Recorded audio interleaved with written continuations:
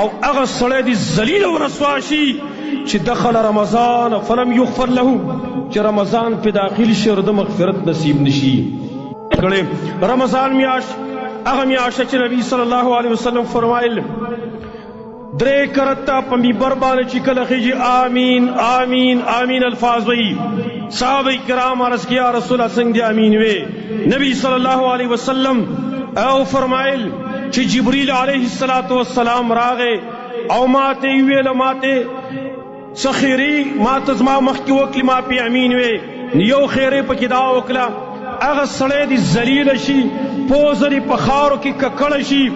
مور او پلار بوډاوالي ته دواړه ورسیږي یا یو د هغې پوجه جنت ته داخل نشي هغه سړی دی ذلیل شي ستا نوم واخیستلی شي او په تا درود ونه وایي او هغه سړی دی ذلیل او رسوا شي چې دخل رمضان فلم یغفر له، چې رمضان په داخل شي او د مغفرت نصیب نشي. زمانو د جبرئیل د خیرو ځان مه مستحق کوئ، اسې نه چې د رمضان په آخره کې د جبرئیل دعا د جبرئیل خیرې